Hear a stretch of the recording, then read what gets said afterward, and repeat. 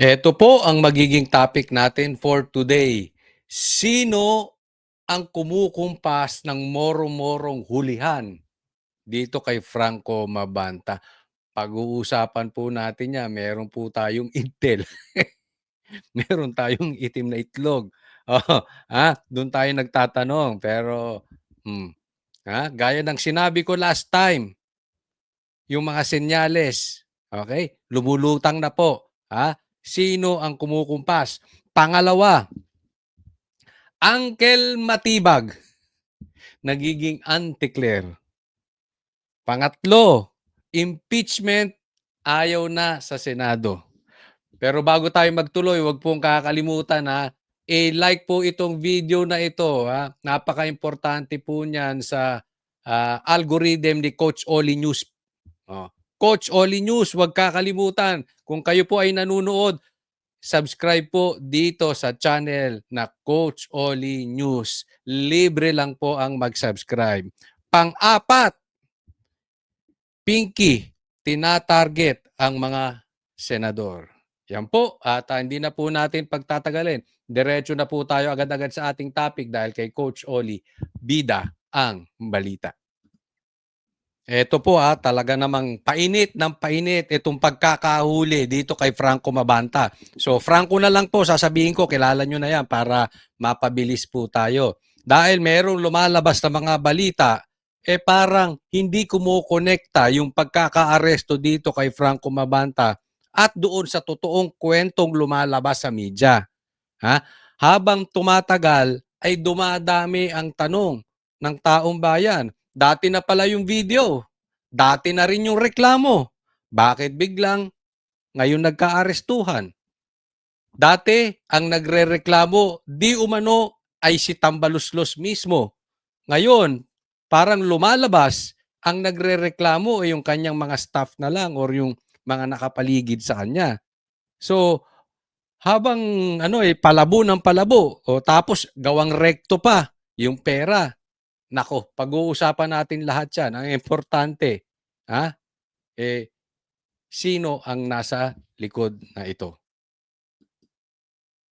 Na ng NBI si Camille Jensen Hero o mas kilala bilang CJ Hero ang tinukoy na anchor ng Peanut Gallery Media Network na sangkot umano sa paggawa ng expose video laban kay dating House Speaker Martin Romualdez. Ang naturang video ang pinag-ugatan ng ikinasang entrapment operation ng NBI Organized and Transnational Crimes Division na ikinaaresto ni PGMN founder Franco Mabanta at ng 4 na iba pang personalidad sa isang country club sa Pasig City. 300 million pesos umano ang siningil ng grupo ni Mabanta sa mambabatas kapalit ng hindi paglabas sa expose. Una nang sinabi ni NBI Director Melvin Matibag na tinuturing ng person of interest si Hero sa kaso. Okay, puntahan muna natin dito yung kay Mabanta Kasi ito po yung usapin na una, bakit napakalaki naman ata?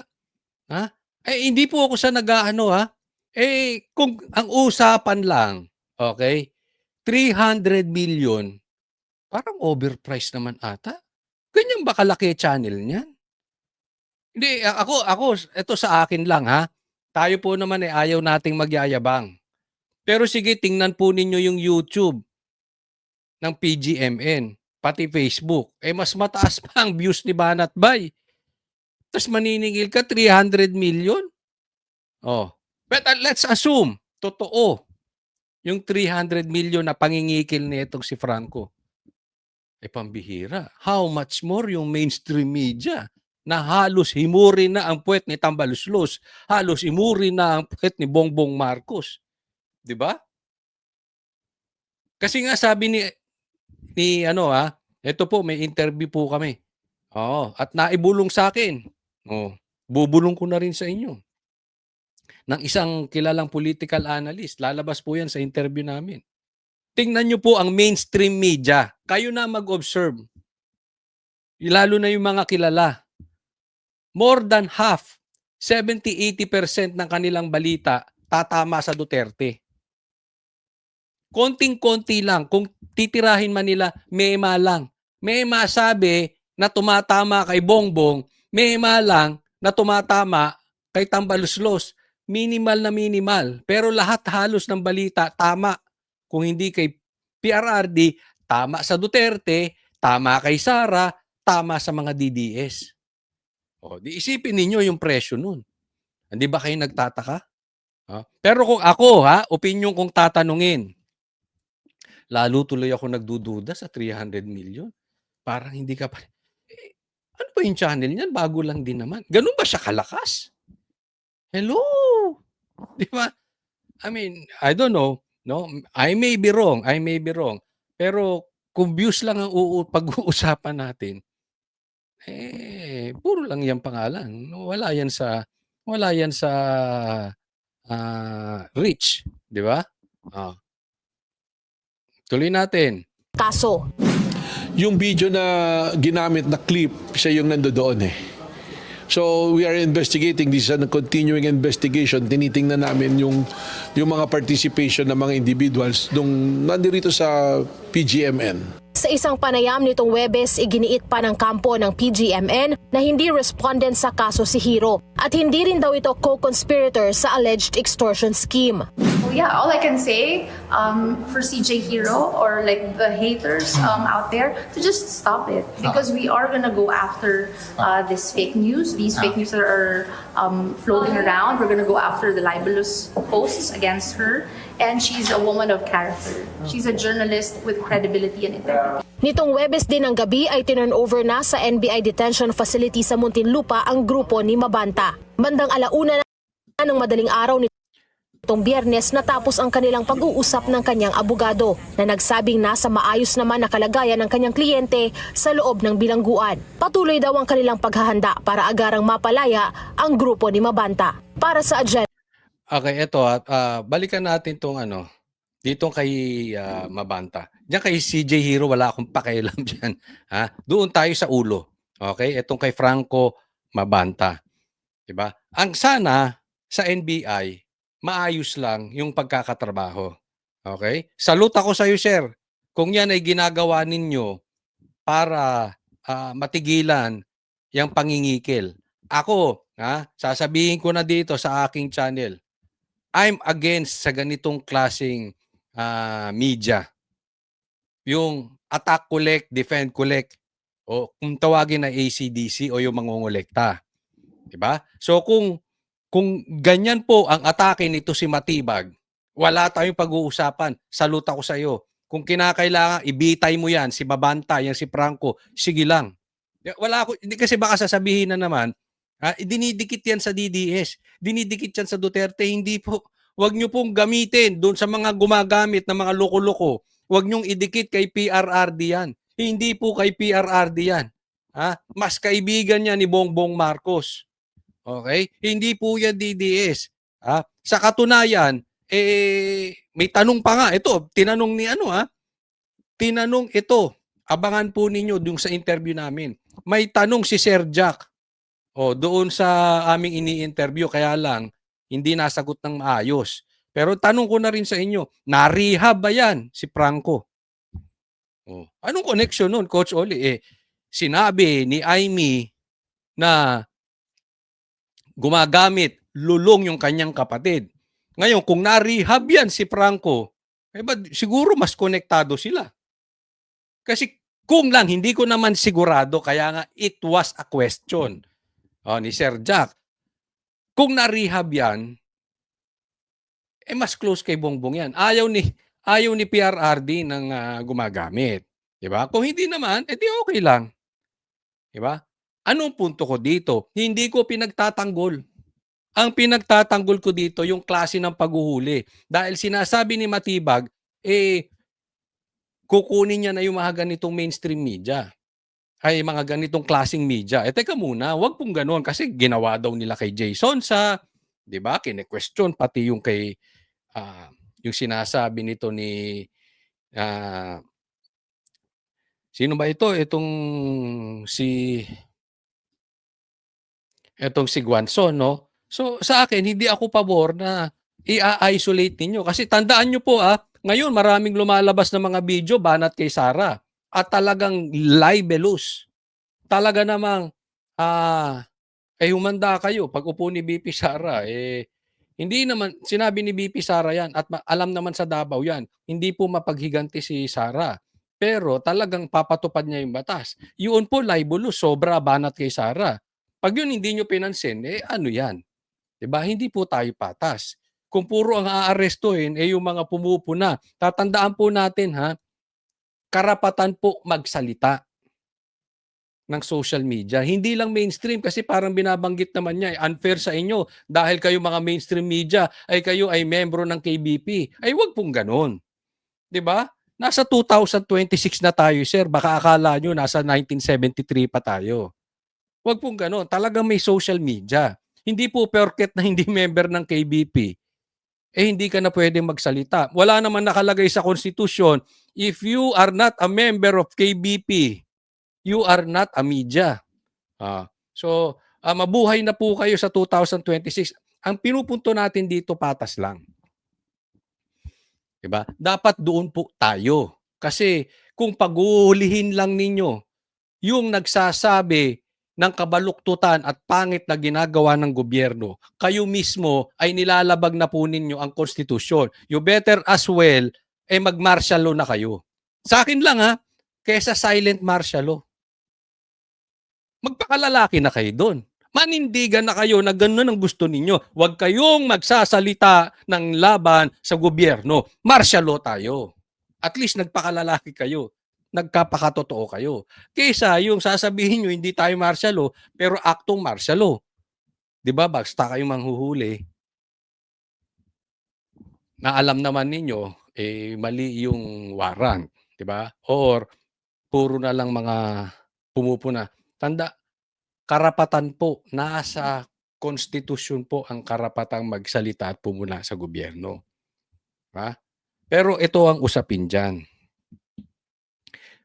Franco, kung walang drama yan, ilabas mo na kasi yung video. Yan ang problema kasi yung laging may hawak, ayaw ilabas. Di po ba? Yan po ang nakakapagpaduda. At ang malaking tanong ngayon, tumingin kayo sa mainstream media, anong nangyari dito sa hulihan na ito? Sino ang kumukumpas dito? Ako, isa lang ang sagot ko at uulitin ko. Pag lumutang na masama ang Duterte rito, masama si Tambaluslos dito, tapos ligtas ang Pangulo, moro-moro yan, galing kay Bongbong Marcos. Siya kumukumpas dyan. Kasi hindi naman po pwede. Lalong-lalo na pag hindi na ilabas yung video.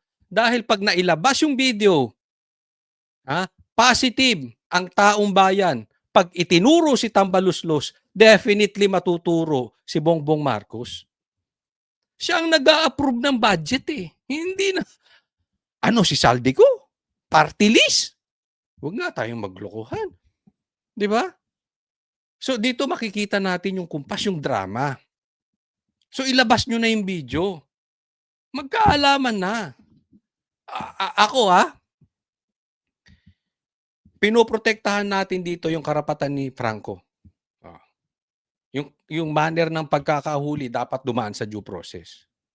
Pero babakbakan ko rin yan pag hindi nyo nilabas yung video na yan. Dahil ang hinahanap ng taong bayan ay hindi yung kumita ka. Ang hinahanap ng taong bayan, kung may alam ka na katarantaduhang ginagawa ng gobyerno, ituro mo. Yun po ang issue. Wala tayong kampi-kampihan dito. Kahit pa sabihin natin na ikay malapit. Ako hindi po malapit sa akin yan. Kunwari kamag-anak ko pa yan, tsuhin ko, wala akong pakialam. Di ba? Pero hindi yan malapit, ni hindi ko nakaka-text yan, ni hindi ko pa nakita sa personal, ni hindi ko kakilala yan. Maliwanag. So wala po tayong pagtatanggol, hindi po ganyan yung mga DDS na sinasabi ninyo. Pero kaduda-duda yung dramang nangyayari na yan. Tingnan po ninyo ito. Ito sa pagpapatuloy na itong kung sino ang kumukumpas dito sa drama o dito sa moro-morong pagkakahuli dito kay Franco Mabanta. At ito po ay matagal ko nang sinasabi sa vlog ko. Sa matagal nang sumusubaybay sa akin, alam nyo itong mga sinasabi kong to, na paano nyo malalaman kung ano mangyayari? Paano nyo malalaman kung ano ang totoo? Paano nyo malalaman kung sinong nasa likod? Malalaman nyo yan, baliktarin po ninyo lahat ng sinasabi ni Bongbong Marcos. Kadalasan, kung ano yung sinabi ni Bongbong Marcos, yun ang hindi totoo. At yung kabaliktaran yun ng totoo. At ito naman, pinost din ito ni Doc Lorraine. Which I agree, kasi parehas na parehas to dun sa sinasabi ko. Sabi niya, how to know the truth? Listen to Matibag. Ngayon naman, nadagdagan lang. Matibag na. Kasali na si Matibag. Dati kasi sinasabi ko, wala pa si Matibag. And listen to Claire. Dati wala pa rin si Claire, sinasabi ko na yan. Ngayon lang nadagdagan. Kaya nga, etong si Claire, si Auntie Claire, meron ng kapartner. Etong si Matibag, nagiging Uncle Matibag na rin. Di ba? Wag po kayong magagalit, sir, ha? Pero kasi lumalabas po kayo parang attack dog. Di ba? Katulad ni Claire, dapat sasabihin niya lang yung dapat niyang sabihin. Hindi yung aatakihin mo parati ang Duterte. Ito naman kay Atty. Matibag, parang wala na bang nagagawa yung kabilang kampo? Puro na lang Duterte. Di ba? Samantalang, yung may sinasabing 18 Marines, ayaw nyo ipursu. Yung itinuturo ng 18 Marines. Nagtuturo na rin si Chavit. Ayaw nyong ipursu. Nagtuturo na rin si Gutesa. Ayaw nyong ipursu. Sinong pinursu nyo? Si Jason Sa. Sinong pinursu nyo? Si Franco. Ulitin ko, di ko pinagtatanggol yan. Kung talagang nakikil yan si Franco Mabanta na yan, ikulong nyo yan. Kung gusto nyo, ibitay nyo pa. Kaya lang wala sa batas natin yun. I'm just exaggerating na wala akong pakid sa mga ganyang klase. Ayaw ko ng ganyang klaseng mga social media. And other members of Team Bangag, then baliktarin ninyo yun ang totoo. Kaya nga naman, kung susundan natin yung sinasabi ko before at sinasabi ni Doc Lorraine ngayon, parang ang kumukumpas ng pagkakahuli dito kay Franco Mabanta ay si Bongbong Marcos. Bakit? Ang tagal na nung reklamo na yun, bakit ngayon nagkahulihan? Lalo na kung sa dulo ng kwento na ito, lalabas malinis si Franco, pero naituro si Romualdez, tapos ikonekta ang Duterte. Guaranteed na po yan. Nagkuntsabahan ng mga animal.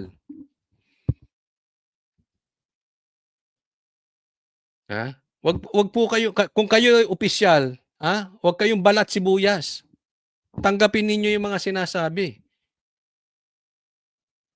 Maituturo nyo lahat except si Bongbong Marcos. Di ba? And other members of Team Bangag. Tingnan ninyo.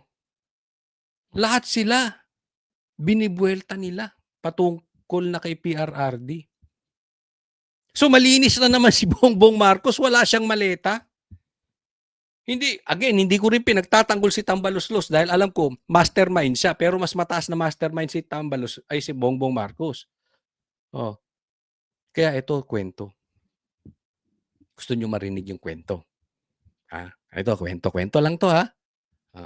Pero, huwag pong kakalimutan, mag-subscribe po dito sa channel na Coach Oli News.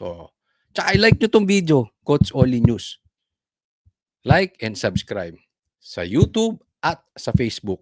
Tingnan nyo lang kung ipinapanood nyo, Coach Oli News. Okay? Diretso tayo.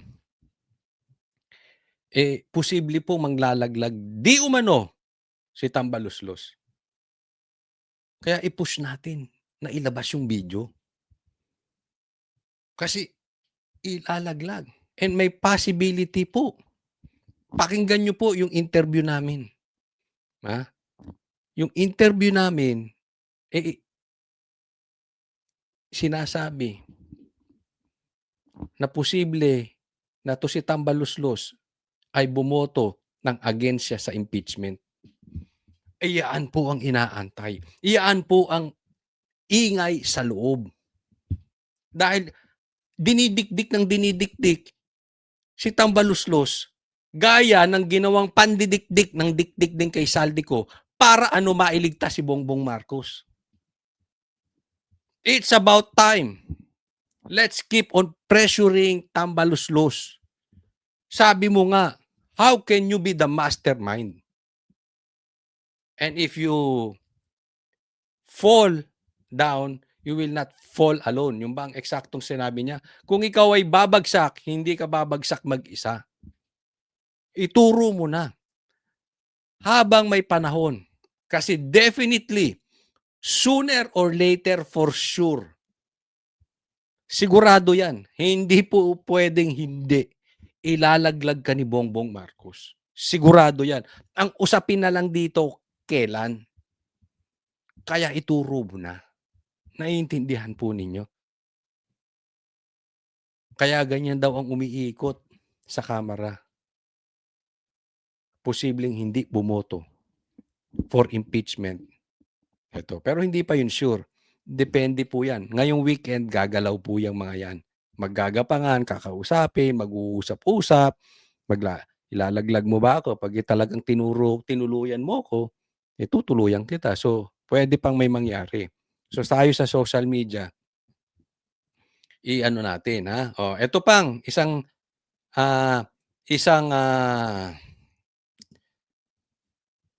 katunayan na kay Bongbong Marcos, posible ang kumpas ng pagkakahuli kay Franco. O, tingnan po itong sagutan nila. Sabi niya, alam nyo pala ang paggawaan ng peking pera sa rekto, ba't di nyo hinuli? Nagpagawa daw sila ng peking sa pera. Diba? Medyo huli nga yung kwento na yun. Ang sabi, nagbigay lang ng pera. Nung na-question bakit magkaroon ng ganong kalaking pera on hand, biglang sa rekto. Ganun po daw ang konteksto niyan. Ngayon, ang tanong sa mga abogado, legal ba yun? Na magpapagawa ka ng peking pera sa rekto? Alam naman nating dyan sa rekto, maraming ang gawaan. Kasi nadadaan ako yan nung pumapasok ako before sa San Bede. Talagang pati thesis ginagawa dyan. So, given na po yan. Pero magkakaproblema tayo dyan. Kasi kung may capacity, may makina, merong kakayanan ang mga tao dyan sa rekto na gumawa ng perang peke na parang totoo. Teka muna, parang kinonsinti mo yan. Attorney, parang kinonsinti mo yan. Diba? Ba't hindi nyo hinuli? Legal po ba ang paggawa ng peking pera? Kung illegal, NBI kayo, di dapat hinuli ninyo. Hindi naman po ako abogado. Si Attorney Guanzon nga, iniinsulto nyo, abogado, mali. Pero ang tanong, sino ba ang tama sa inyo? Dapat ba nagpapagawa ka ng perang peke sa rekto? Legal po ba yan o illegal? Dapat ba hinuli mo yung gumagawa ng perang peke sa rekto? Legal po ba yan o illegal? Diba? Sa nangyayaring yan, palinaw ng panilaw na ang kumpas talaga kay Bongbong Marcos. Kasi yan nga ang sinabi ni Doc Lorini. Makikita nyo lahat yan, yung kabaligtaran. At makikita nyo kung saan ang direksyon. Tatlo lang yan. Direksyon ni Claire, nitong si Matibag, tsaka yung mga trolls niya. Doon pala makikita nyo, wala pa dyan yung dalawang Rebulya. Pero doon lang sa tatlong yun, alam mo na ang kumpas kay Bongbong Marcos. O punta naman tayo doon sa trolls. Tingnan nyo naman tong troll na to.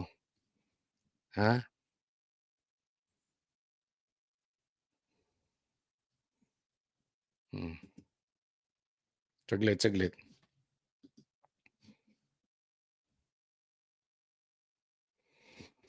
Ah, tingnan nyo ha. Question. Ito ay pinost ni Heydarian. Question. What do SMNI and PGMN have in common? Tingnan mo yung ano niya. Ha? Tingnan mo yung kanyang motibo. Doon na lang tayo sa motibo. Tanungan na lang tayo ng personal. Kasi alam mo, walang problema kung itong nag-quote ng ganito ay yung mga trolls ni Bongbong at saka ni Tambaluslos sa gigilid. 'Di ba? Alam mo yung mga dugyot vloggers nila. Walang problema dun eh. 'Di ba? Pero I think Hey Darren should know better. Hindi naman siya yung vlogger lang. Nasa mainstream na siya eh. Tapos magdatanong ka ng ganyan. 'Di ba? Anong purpose? Kasi ang purpose, i-connect nila ang PGMN at SMNI ay parehas. Uulitin ko, mas marami pang views si Banat Bay kaysa PGMN. So wag niyong compare sa SMNI. And at the same time, ang SMNI hindi kailangan mangikil ng politiko. Igagaranti ko sa inyo. Ito sa akin lang, sa aking obserbasyon, hindi kailangan ng SMNI mangikil ng politiko. Dahil, una, baka kayo pa bigyan ng, ng pera ng SMNI. Pangalawa, si pastor, hindi himod puwet. Kaya nga nakakulong si pastor eh. Dahil naninindigan. Alam nyo yan. Kung 300 million lang ang usapin, hindi magpapakulong si pastor sa usaping 300 million. So wag nyo i-compare. Alam nyo kung bakit nyo tinidikit sa SMNI? Kasi ididikit nyo kay Duterte. Kaya nga sinasabi ko sa inyo, si Matibag, si Claire, and then yung mga trolls kinukonek sa Duterte. Yan lang po issue niyan. Ito po ang malaking problema ni Bongbong Marcos. Tatapatin ko na kayo. Ito ang pinakamalaking problema ni Bongbong Marcos at ni Tambaluslos dati pa. Hindi nila kayang lagyan ng SMNI. Dahil ang SMNI ayaw ng lagayan. At hindi kailangan ng SMNI ng lagay. Sa tingin nyo, kung himod puwet si pastor nakakulong, baka ginawa pang sekretary yan eh, ni Bongbong Marcos. Kung si pastor ay hindi nanindigan at patuloy na nagsuporta kay Bongbong Marcos at pinagamit ang SMNI, sekretary pa yan si pastor. Kaya alam nila hindi nila kaya matinag. And I know you know. And I know alam nyong lahat ang paninindigan ng SMNI. Kaya yung mga ganitong question, unfair po ito. Huwag nyo kaming idikit sa ganyang klase. SMNI is not PGMN. Wala kaming pakialam dyan kay Franco. Sinasabi ko sa inyo. Kung nangikil talaga yan, kahit mali si Tambaluslos, I'm with you, Haydarian. Babanatan ko araw-araw yan si Franco. Itaga nyo sa bato yan. Ayaw namin ng ganyan.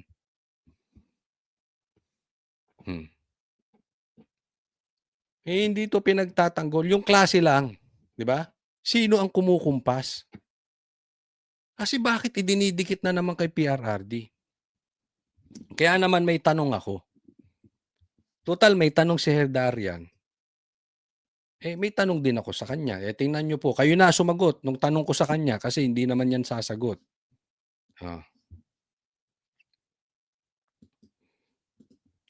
Eto, pinost ko to sa Facebook. Tulungan nyo na rin ako. Sagutin nyo rin. Total, nagtanong ka anong parehas eh. Di ba? Ako naman magtatanong, saan parehas si Heydarian at si Palsis? Sige, ilagay nyo sa comment section. Kayo na sumagot. Hindi ko na sasagutin. Kasi given na yun eh. Public knowledge na po yan. Pero baka naman mali ako. So pakisagot nyo sa comment section. Saan nagparehas etong si Heydarian at saka si Palsis? Diba? Sige. Ako, simple lang kasi. Kaya nakikita natin, habang tumatagal, lilinaw na po kung sinong nasa likod nito. Ang tanong kasi dyan yung timing. At i-discuss po natin yan sa susunod na topic. So kitang-kita po natin na painit itong impeachment, usaping impeachment, 'di ba? At ngayon ay hinuli naman si Franco Mabanta. Mas mainit po yung balita na 'yon, 'di ba? Tapos si Lacson naman sinasabi posibleng hindi matuloy ang impeachment sa Senado. Posibleng hindi mag-convene. Teka muna, ano ba talaga? Anong istorya dito sa mga headlines na ito? Iko-connect po natin isa-isa. Panoorin po natin. Sa nakatakdang botohan sa plenaryo sa Lunes, si House Committee on Justice Chair Representative Jervy Luistro ang magsusponsor sa committee report at resolusyon nagtatakda ng Articles of Impeachment laban kay Vice President Sara Duterte. I will be speaking on everything that happened before the Justice Committee. Of course, the fact that this evidence remains unrebutted even to the date of the plenary vote because the respondent Vice President never answered the allegation of offenses in the impeachment complaint. There might be interpolations and debates and Parang nangangayayat ka, Delima. Hindi ka na nagdidilig ng halaman. Yung mga halaman mo sa likod, nadidiligan mo pa ba? Kasi parang, nakakaya. Magdilig ka lang, para medyo magkalamang kang konti. baka sa Monday rin maganap ang voting by the plenary. Sa ngayon, wala pang opisyal na nagpalista, but I understand. Eto yan. Sa Lunes po, dito muna tayo Sa Lunes po, magkakaroon ng botohan sa plenaryo. Roll call po. Okay? Roll call, kung i-impeach si BP Sara, ang kailangan po 1/3. So nasa around 103, 104, 100, basta hanggang 106 lang yung kailangan. 1/3 of the votes. Okay? Kaya lang roll call. Hindi pwedeng pipirma lang. Ibig sabihin, pupunta ka sa podium, sasabihin mo kung abstain, you're for the impeachment, or you're against the impeachment. Or kung hindi ka pumunta, parang abstain po yun. Diba? Ngayon, maganda po yun. Bakit? Makikita talaga ng taong bayan, kaya manood tayo. Kasi alam natin na makakabawi tayo sa eleksyon. Pag itong mga boboto ng laban sa gusto ng impeachment, malamang-lamang yan tatanggap ng pera. Sinabi ni Irice yan, sinabi rin ni Chanco, posibleng tatanggap. Kasi ang usapin ngayon, pananakot, pati abstain. Okay?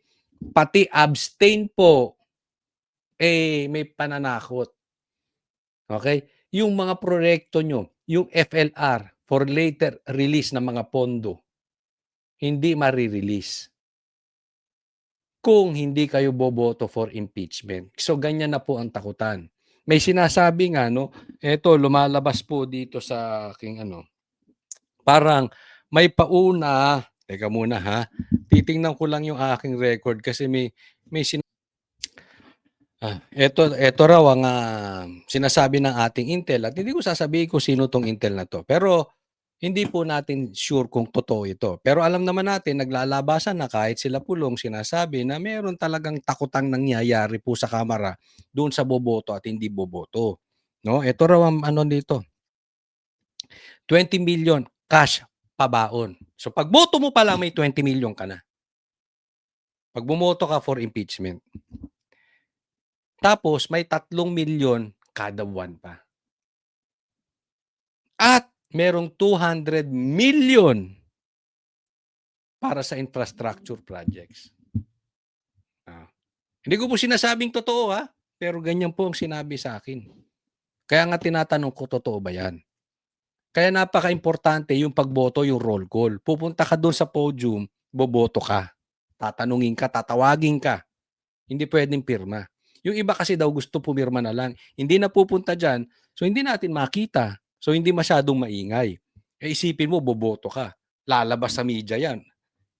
Talagang iha-highlight nila sino yung makakatanggap. Diba?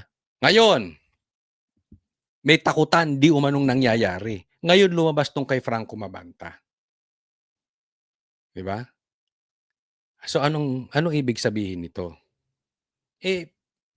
Pinapalawig nila yung takutang nangyayari. Kasi bukod doon sa mabibigyan ka na ng pera, meron ka pang kakaharaping kaso sa ombudsman. Hahabulin ka. At gagawin nila. At tutuluyan nila. Kung si Franco Mabanta nga ay kaibigan nila, nagawa yan. Kung si BP Sara nga ay kaibigan, nagawa yan. Kayo pa kaya na mayroong mga mali-malitang usapin? Kakasuhan kayo sa ombudsman. Ganyan po ang labanan ngayon. Kaya nga, very questionable yung timing.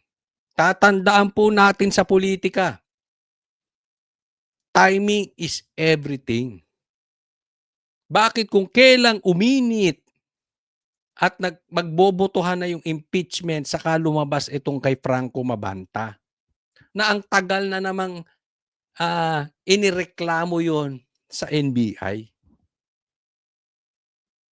Tapos saka siya lumabas nung sinabi ni Tambaluslos that I will not go down alone. Nakikita nyo na?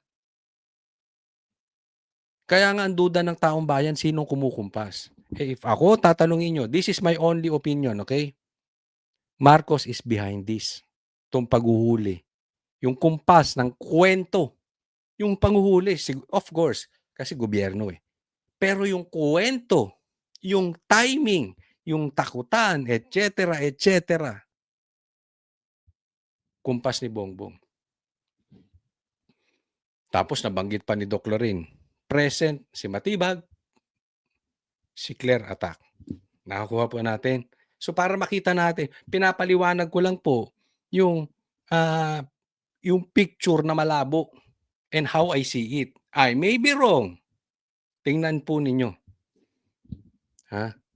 Yung mangyayari. Plenary. Sa ngayon, wala pang opisyal na nagpalista, but I understand some of the members are interested to show their support or express their dissent to the results or the decision of the Committee on Justice. Base sa rules on impeachment ng Kamara, roll call vote ang gagawin. Ibig sabihin, isa-isang tatawagin ang mga kongresista at ililista ang kanilang boto. 106 na boto ang kailangan para maiakyat ang Articles of Impeachment sa 106. Senado. Basta raw makuha ang botong ito, kahit mas marami ang mag-no o mag-abstain, aakyat pa rin daw ang Articles of Impeachment sa Senado. It doesn't affect the validity or the approval of the articles of impeachment because the Constitution simply requires that at least one-third of all the members of the House of Representatives, regardless of how many will say no or how many will abstain. Pagkatapos ng botohan, It will be transmitted as soon as the Secretary General of the Senate is open to receive the articles of impeachment. Kunyari, nag-adjourn kami, inumaga kami, the following day, Tuesday, 9 o'clock, pwede nang i-transmit yun ng Secretary General of the House so that the Secretary General of the Senate could receive the articles of impeachment. kinontra naman ni De Lima at Defensor ang pahayag ni Senator Panfilo Lacson na posibleng hindi agad mag-convene ang Senado bilang impeachment court kung ito ay haharangin ng mas maraming senador. Okay. Ano kayang punto ni Lacson? Bakit sinasabi niya 'yun, ano? Well, kung sasabihin ng mga ibang senador na hindi sila payag na mag-convene at hindi matutuloy ang impeachment sa Senado, medyo okay okay pakinggan. Kasi parang hindi nakakapagtaka, 'di ba? Pero si Lacson na alam naman natin na talagang bongbong Marcos na bongbong Marcos, 'no? At malaki ang maitutulong ng impeachment para mapalayo tayo sa usapin ng flood control. Kasi 'pag sinimulan mo yung impeachment, makakalimutan ng tao 'tong flood control, itong ghost projects. So lalayo kay Bongbong. Nakikita naman natin na ilang taon na ilang buwan na siyang Blue Ribbon Chairman, palayo tayo ng palayo doon sa ebidensya, 'di ba? Palayo tayo ng palayo doon sa issue ng Blue Ribbon ay sa issue ng ghost projects. So definitely, obviously, nakakapagtaka bakit si Lacson na nagsasabi na itong posibleng hindi mag-convene. Ewan ko ha, ako'y naiisip ko, nagpapataas ka ba ng presyo? 'Di ba? Suddenly ganyan. Posible yung mga nasa mga congressman naman gustong ituloy ng ituloy kasi nga may matatanggap. Yung mga agresibo na ituloy ang impeachment at boboto for the impeachment, yan yung may mga matatanggap. Hawakan ko na agad. Hawakan ko na yung 20 million. Di umano. 'Di ba? Plus 3 million kada buwan. Di umano. So, excited. Of course. Sinabi din nung ano yan ng 18 Marines, kada hearing daw dito sa Kamara, may envelope na natatanggap ng pera. Yung iba, isang envelope. Yung iba, dalawa. Depende sa banat. So, alam natin yung kalakaran kaya may mga excited matuloy yung impeachment. Para makakolekta na. Tapos si Lacson hindi. Sinasabi hindi. Lugi ka ron. Parang kukolekta na. Napakakuan na yung Kamara. Ikaw, wala pang pangako. Lugi ka ron, Brad. Napangakuan na sila or ayaw mo yung ipinangako sa'yo. Gusto mo ng mas mataas kaya nagpapapresyo ka. Baka lang naman. Kasi kaduda-duda 'di ba? Pinky, ano yan? Mas maraming senador. It's very clear sa Constitution. It's a constitutional imperative. It's an imperative constitutional process. The Constitution, the language of the Constitution says shall. Hindi ito may. Under the Constitution, there is no reason to block the convening of the Senate as the impeachment court. There are no conditions under the Constitution. Dapat may trial talaga at kung sa palagay ng mga senador ay kailangan nilang i-acquit, di i-acquit nila sila. Kung kailangan nilang Ako naman sangayon dito, no? Kung naipasa na ito sa Senado, kailangan naman mag-convene sila.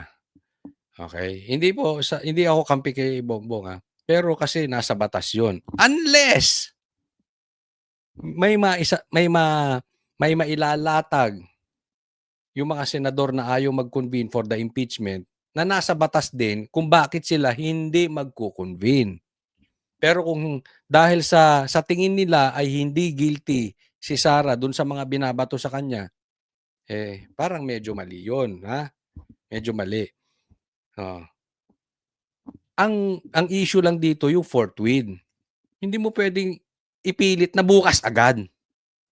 Kasi dito kay itong komedyanteng senador, ang forthwith sa kanya, pag natanggap ngayong bukas, convene na Hindi ganoon. Kailangan, titingnan yun. Patadaanin pa rin natin sa due process. Titingnan pa rin ng mga senador yan. 'Di ba? Hindi ka naman Diyos. Hindi yung kinabukasan, maling intindi nitong si Tito Soto. Pero kailangan mag-convene. Ang gusto ko ipunto rito, manood po tayo sa Lunes. Kasi yan yung sinasabi na baka iba ang boto ni Tambaluslos. Malaman po kasi yung sinabi niya, I will not go down alone. Pwede siyang bumoto against sa impeachment ni VP Sara. At kung ituturo niya si Bongbong Marcos at uunahan niya magdidiwang ang bansang Pilipinas. Baka lang naman, ayokong pangunahan si Sara. Baka naman maunawaan siya ni Sara in the future. Ano po sa tingin ninyo? convict nila, but not to block the trial and to avoid your constitutional duty to convene and hold trial and make a decision. Tina Panganiban Perez ang Okay, next po tayo. Ito po, sinupalpal na ni Marcoleta tong si Lacson. Kasi alam mo nakakapagtaka eh. Ha? Ang daming issue na naglalabasan patungkol sa flood control sa ghost projects. Tapos ayaw gumalaw ni Lacson. 'Di ba? May sinasabi nga itong Marines, may sinasabi itong si Chavez Singson, may sinasabi si Gutesa, may sinasabi si Saldico, pero lahat yung dinededman niya. At ang gusto ni itong si Lacson, ang binabanatan, may si Marcoleta, may allocables daw na 500 million. At hindi lang si Marcoleta, ang puro nakalista senador. Bakit po? Okay? Kung ako tatanungin ninyo, kasi nga parating yung impeachment, yan po ang gagawin panakot ng gobyerno na ito true dito sa komedyanteng mag-boyfriend.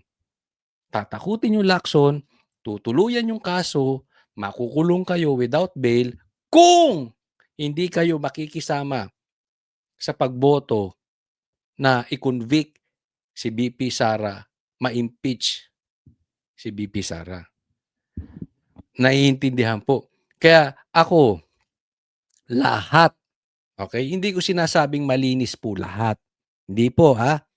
Pero yung hinahabol nila yung mga senador, I really don't believe na involved sila sa ghost projects. Una, hindi naman sila gumagawa ng proyekto tungkol katulad nito mga congressman. Sila yung nasa distrito. Di po ba?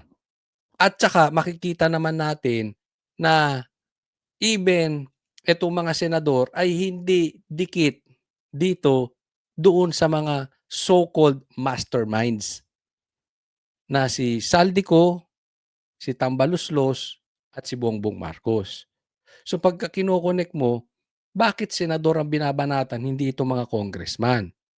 Diba? Ngayon, pakinggan natin, napakaganda po kung paano sinagot ito ni Marcoleta.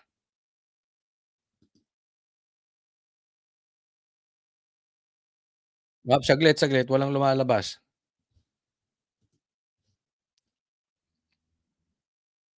Ito. Palabas kung tawagin ni Senador Rodante Marcoleta ang alegasyong may 500 million peso allocable umano siya sa iniwang handwritten note ni late Public Works Secretary Maria Catalina Cabral. Unang pinalutang ni Senate President Pro Tempore Panfilo Lacson ang nasabing impormasyon. Narito ang agenda report ni Hannah T. Unahan na kita, Marcoleta. Yung gusto nilang testigo, patay na. Nasa listahan daw siya ni Cabral. Paano mo matatanong yan? Tapos, meron siyang allocables. Ang tanong, idinidikit sa ghost projects. Iba po yun. Hindi po masama yung allocables kung nagamit ng tama. Pero it's just night and day. Magkaiba po yung ghost projects tsaka yung allocables. Wala po sa listahan ni Lebiste na ibinigay ni Cabral si Marcoleta. Walang sapat na konteksto para kay Senator Rodante Marcoleta ang mga akusasyon sa kanya ni Senate President Pro Tempore Ping Lacson. Isiniwalat kasi ni Lacson ang umano'y 500 million peso worth of allocables para kay Marcoleta base sa handwritten notes ni dating late Public Works Undersecretary Maria Catalina Cabral. Para kay Marcoleta, hindi raw lubusang inilantad sa publiko ang nasabing akusasyon. Putol, hindi buo, walang sapat na konteksto. At tila ba'y tumutukoy sa representasyong ito bilang humihingi ng mga proyektong katumbas ng 500. Whether it's 500 billion, 500 million, or 500,000. The big document tells a narrative that a certain Kong Marcoleta as this 500 allocation from the DPWH. Hindi pa sa ngayon Nakikita nyo na yung parang ang pinapalabas ni Lacson, yung konteksto, yung 500 million, parang sa DPWH na konektado sa flood control. Diba? Hindi po yun yung konteksto. Parang ganito lang. Diba? Sinisita nila yung confidential funds ni BP Sara. Pero ang dami namang may confidential funds. Si Bongbong Marcos nga may confidential funds. Yung mga sekretary nga mas malaki pa confidential funds kay BP Sara. Hindi naman sinisilip, 'di ba? Etong naman ang kay minamali ang konteksto. Parang hinahantula doon sa mga ginawa diyan sa Bulacan, diyan sa ginawa nitong mga magnanakaw na congressman, 'di ba? Ito si Lacson medyo iba talaga. Papapansin niyo naman ang hinahabol ni Lacson yung mga senador. Oh. Ayaw nga niyang imbitahin. Ayaw nga niyang papuntahin si Tambaluslos para magsalita dyan. Si Chavit, yung 18 Marines, si Gutesa, ayaw niya. iimbestigahan si Marcoleta at bagamat hindi otomatikong illegal ang allocables, sinabi ni Lacson na kung ang projects ng mga ito ay matutuklasang substandard o ghost, saka na ito magiging issue. Isa rin sa paratang So ang ibig sabihin mo, ang iimbestigahan mo pa si Marcoleta. Kung substandard, tinan mo yung gago. Uunahin mo pang imbestigahan yung mga yan. ni Lacson ang umano'y bukulan kung saan sangkot umano si Marcoleta at iba pang mga taga-kamara nang i-confirm sa Commission on Appointments si nooy DPWH Secretary Manuel Bonoan. Si Marcoleta ang nooy chair ng CA Public Works Committee. Kung ang pag-endorso ng mga proyekto sa DPWH ay basihan ni Senator Lacson ng pagpapaimbestiga sa akin, hindi ba't halos dapat ng mga senador ay imbestigahan na rin? Palabas ito kung tawagin ni Marcoleta at pailalim na pag-atake umano. Sisiyasatin daw ng Ang punto doon ni Marcoleta, lahat naman ng senador meron, parang ganon. Senate Blue Ribbon Committee ang project sa allocables ng mga mambabatas at i-verify nila ang flood control projects sa Visayas at Mindanao para makita kung gaano ka-widespread ang korupsyon. Nakabalik naman na sa Senate premises si Curly Descaya matapos pagamutin ang problema sa balikat nitong nakaraang linggo. Tanging si Descaya na lang ang nasa Senate custody matapos mailipat sa kustudiya ng ibang mga otoridad ang iba pang flood control scandal. Tignan mo si Diskaya, nagtuturo na. Si Bernardo binigyan ninyo ng ginawa niyo state witness. 'Di ba? Diyan pala etong si Diskaya na itinuturo si Bongbong at saka si Tambi, kinulong nyo. Tapos etong si Bernardo na malaki ang natanggap na pera, yun ang state witness. Tingnan nyo kung gaano haloko-loko tong whistleblowers. Nasa humigit kumulang 7 buwan na siyang nakadetain sa Senado matapos i-contempt dahil sa hindi nito pag-cooperate sa Blue Ribbon. Para sa agenda. Next po, tingnan po natin to Nako, maganda tong sagutan ni Claire tsaka ni ni BP Sara. Talagang bardagulan na naman. Pero alam mo, bumaba po talaga ang imahe ng PCO dito kay Claire. Hindi ko alam nga kung ang nagko-command sa kanya. Ito yung aking opinion lang naman. Kung talagang si Bongbong Marcos pa ba? O yung mga nakapaligid sa kanya, makakamag-anak niya. Kasi ibang-iba na po yung PCO. Dapat yung PCO, ina-announce yung mga magagandang proyekto saan patungo ang gobyerno. Ang na-issue, ang ginagawa ng PCO ay parang banata ng Duterte. Which is, parang alam mong palengking-palengke. Di ba? Kaninong idea yun? Yung tipong galit na galit kay Sara. Hindi naman ganun dati si Bongbong Alam mong nabubulungan. At parang ang bumubulong din kay Claire, hindi si Bongbong. Yung style. Look what happened. From the ombudsman na sinasabing hindi naman qualified dapat yung ombudsman. Kasi nga politiko yung ombudsman, may kaso pa. Yung ombudsman ng ginawang ombudsman kasi pamilya nila 'di ba? Tapos nagkakaso pa yung anak, 'di ba? Tapos siya ang ginawang ombudsman. Tapos etong si Claire, vlogger na parang attack dog. Tapos itong huli si Matibag, 'di ba? Nakikita niyo yung klase? We are going towards doon sa wine-weaponize yung mga posisyon na pinapasahod ng taong bayan para atakihin yung pumupuna ng kapalpakan ng gobyerno. Ganyan po eh. Kaya nga may natanong akong dating PCO secretary, hindi ko natatanungin kung sino. Ang dugyot daw ng PCO ngayon. Yung class ba? Wala. Wala. Ito, tingnan po natin ito.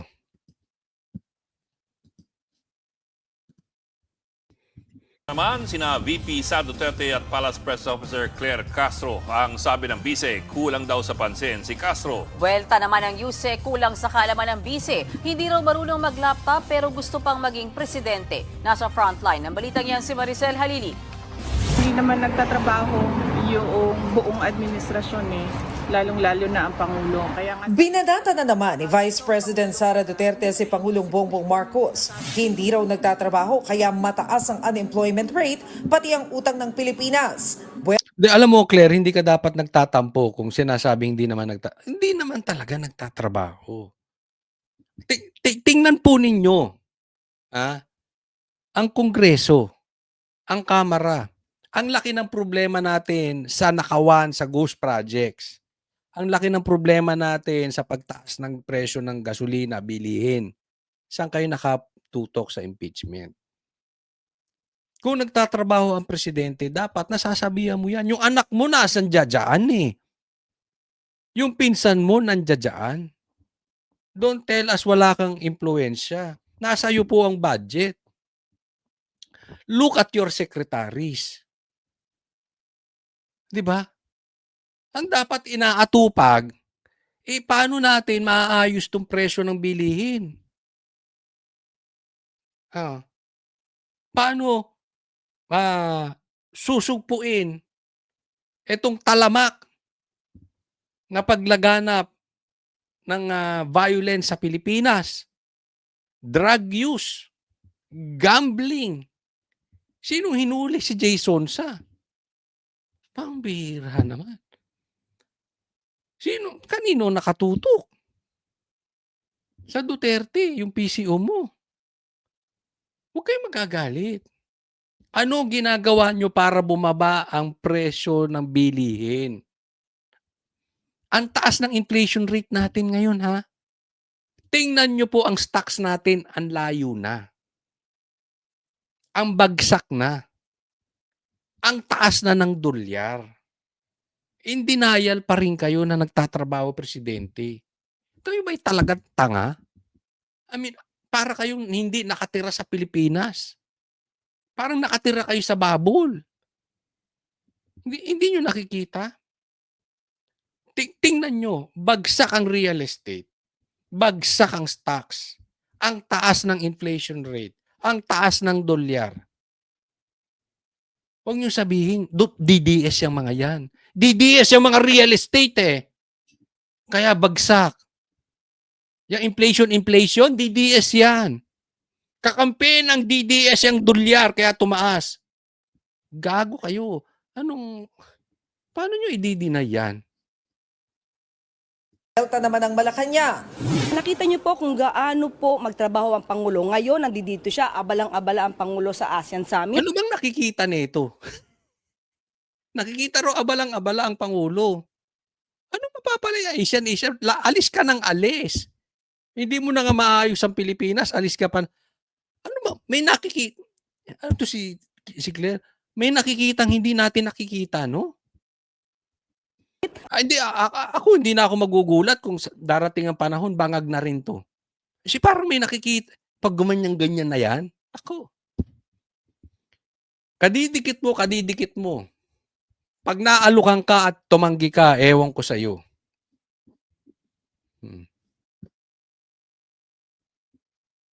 Kung ano-anong nakikita mo, hindi nakikita ng mga Pilipino. Ang Vice Presidente nandoon po sa ibang bansa at nagbabakasyon. Lumaki ang utang dahil namana po ni Pangulong Marcos Jr. ang napakalaking utang na nakuha ni dating Pangulong Duterte. Utang na.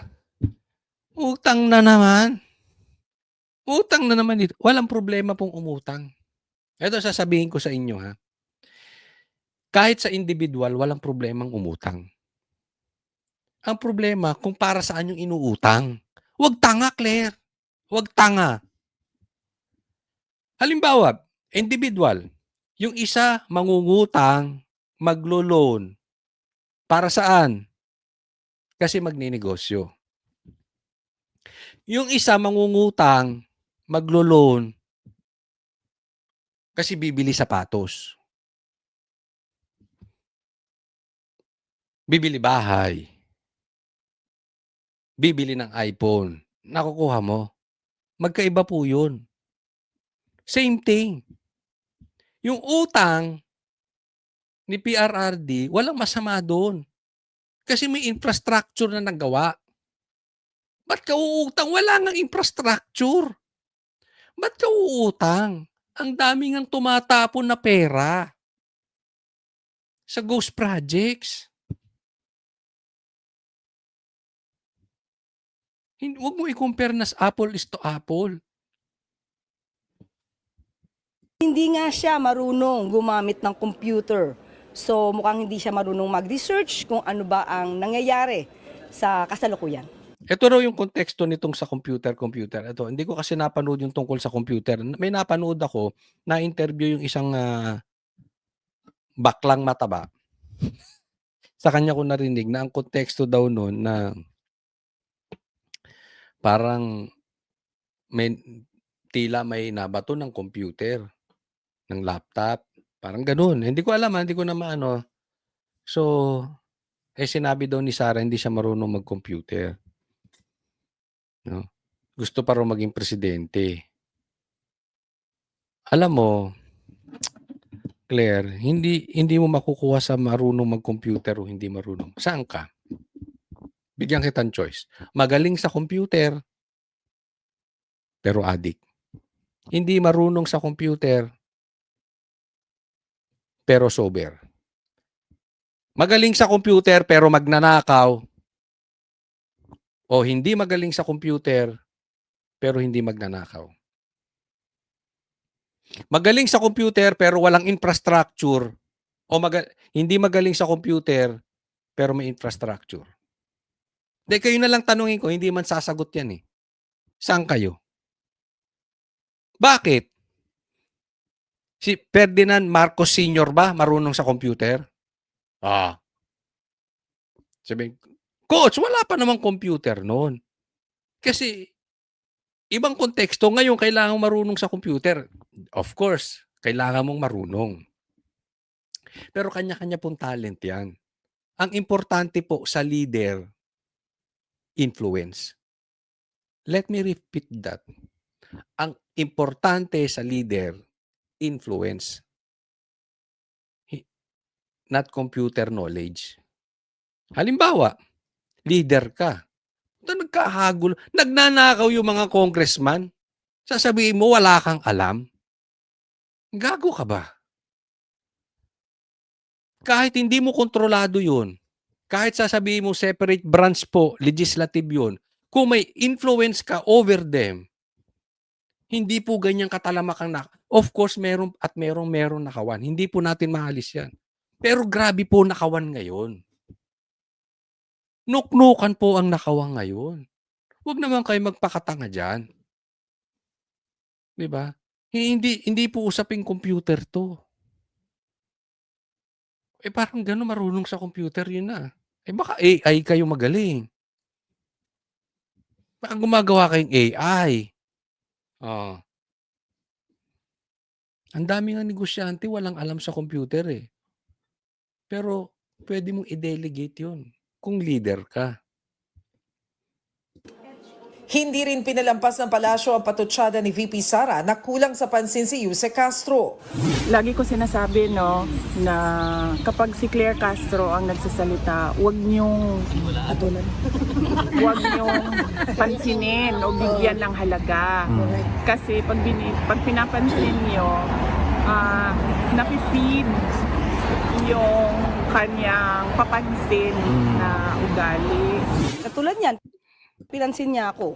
So, kailangan kong sagutin. Kung ayaw niya akong pansinin, wala naman akong magagawa. Hindi ganyan siya magsalita kasi medyo behind siya masyado.